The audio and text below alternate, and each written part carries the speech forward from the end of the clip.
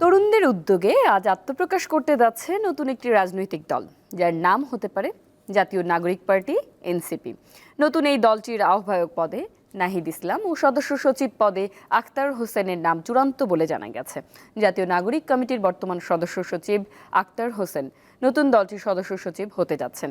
এছাড়া থাকছেন নাসির উদ্দিন পাটোয়ারি আর বৈষম্য বিরোধী ছাত্র আন্দোলনের সাবেক সমন্বয়ক হাসনাত আবদুল্লাহকে জাতীয় নাগরিক পার্টির দক্ষিণ অঞ্চলের মুখ্য সংগঠক এবং সার্জিস আলমকে উত্তর অঞ্চলের মুখ্য সংগঠক করা হচ্ছে।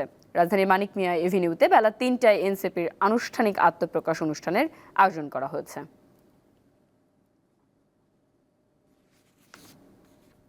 দর্শক, এ বিষয়ে জানাতে অনুষ্ঠানের স্থল থেকে যুক্ত আছেন আমাদের সহকর্মী স্বস্তিকা সিংহ। স্বস্তিকা, মঞ্চ কি প্রস্তুত সহ সেখানকার সার্বিক দিক নিয়ে আমাদের জানাবেন।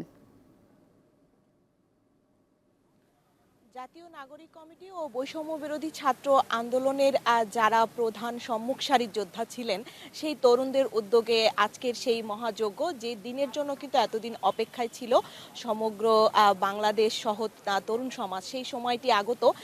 সেই সময়টির প্রতীক্ষায় রয়েছে এবং সেই সময়টির প্রতীক্ষায় থেকে কিন্তু মঞ্চ তৈরির যে প্রস্তুতি পর্ব, সেই প্রস্তুতি পর্ব চলছে। আমি যদি একটু আপনাকে আমার পেছনের চিত্রটি দেখাই, যে আপনি আসলে দেখতে পাচ্ছেন যে মঞ্চ তৈরির যে প্রস্তুতি পর্ব, সেই মঞ্চ তৈরির প্রস্তুতি পর্ব কিন্তু চলছে। এবং এই মঞ্চ তৈরির প্রস্তুতি পর্বর পাশাপাশি কিন্তু যারা আজকে এই অনুষ্ঠানে যোগদান করবেন, বিভিন্ন বড় বড় রাজনৈতিক দল, তারপর বাংলাদেশে নিযুক্ত যেসব কূটনীতিক বা বিদেশি বন্ধুরা রয়েছে, তারা আবার পাশাপাশি আমরা দেখেছি যে বিভিন্ন জেলা বা উপজেলা থেকে যারা বৈষম্য বিরোধী ছাত্র আন্দোলনের সহযোগী ছিলেন এবং সম্মুখ সারির যোদ্ধা ছিলেন, বিভিন্ন জেলা উপজেলার যেসব সমন্বয়করা রয়েছেন, তারাও কিন্তু এখানে উপস্থিত রয়েছেন এবং অনেকেই কিন্তু আসছেন।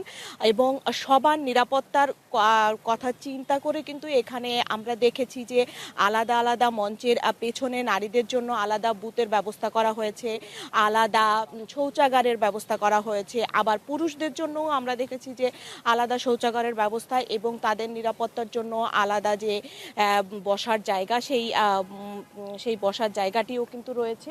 এবং যারা আসছেন বিভিন্ন পর্যায় থেকে, তারা কিন্তু আসলে বলছেন যে নতুন বাংলাদেশ বিনির্মাণে তরুণরা সবসময় যেভাবে উদ্যোগী ভূমিকা রেখেছে, ঠিক এই নতুন যে রাজনৈতিক দল, এই নতুন রাজনৈতিক যে দল আত্মপ্রকাশ, এই আত্মপ্রকাশের মধ্য দিয়ে যে বাংলাদেশে নতুন ইতিহাস সৃষ্টি হবে, এই ইতিহাস কিন্তু অন্যান্য রাজনৈতিক দল থেকে ভিন্ন হবে। এবং তাদের এই নতুন রাজনৈতিক দলের কাছে কিন্তু তাদের প্রত্যাশা অনেক বেশি। তারা কিন্তু বলছেন যে অন্যান্য রাজনৈতিক দলদের থেকে এদের নীতি এবং পথ সবটাই আলাদা হবে। এবং এই মঞ্চ তৈরির প্রস্তুতি পর্ব যেমন চলছে, পাশাপাশি আমরা দেখেছি নিরাপত্তা বেষ্টনী অনেক কঠোরভাবে জোরদার করা হয়েছে।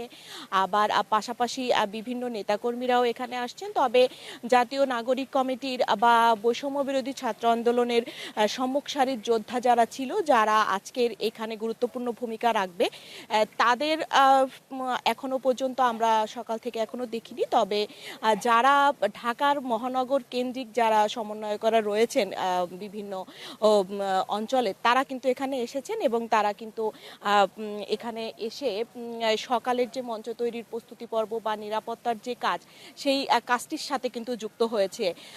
মুন্নি, এই ছিল মানিক মিয়া এভিনিউ থেকে আমার কাছে সর্বশেষ। জি, স্বস্তিকা, আপনাকে ধন্যবাদ।